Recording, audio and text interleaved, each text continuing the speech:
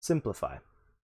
So the first thing we're going to do is apply the negative in our exterior exponent. So that negative means that we're going to end up taking the reciprocal of whatever's in the brackets. So that means that we're going to swap the top and the bottom, or the numerator and denominator. So we can get rid of that negative by taking the reciprocal, like so.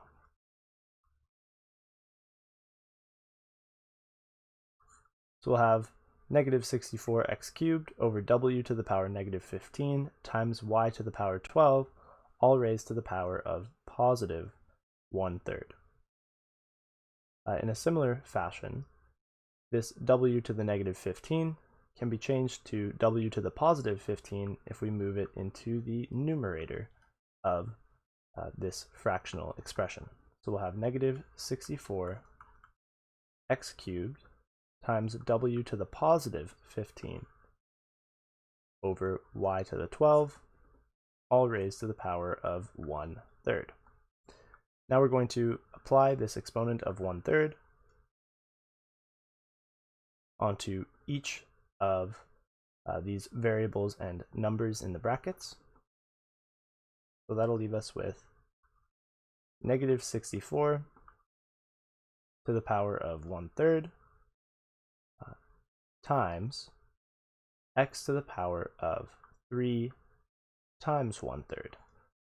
So here we're applying one of the exponent laws. So that exponent law tells us that when we have something raised to a power and then we raise it to another power, the two powers multiply together.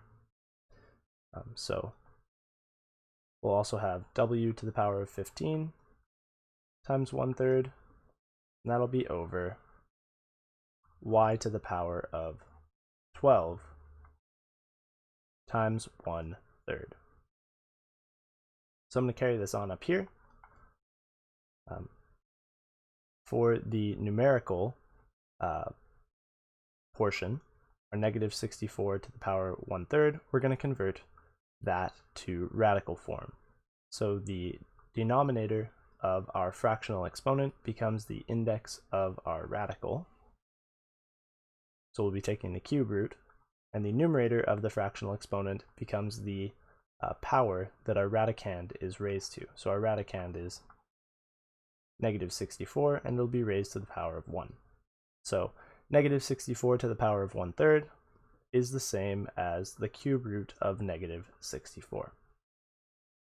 This will be multiplied by x to the power of 1, since 3 times a third is 1.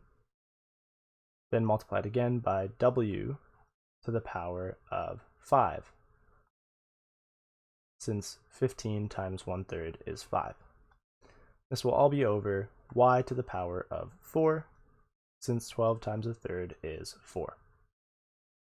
The cube root of negative 64 is negative 4, so we're going to end up with negative 4 x w to the 5 over y to the power 4. Now strictly, I suppose we should order our variables alphabetically, and so you might choose to rewrite this expression as negative 4 w to the 5 x over y to the power 4. So this is the final answer for this problem.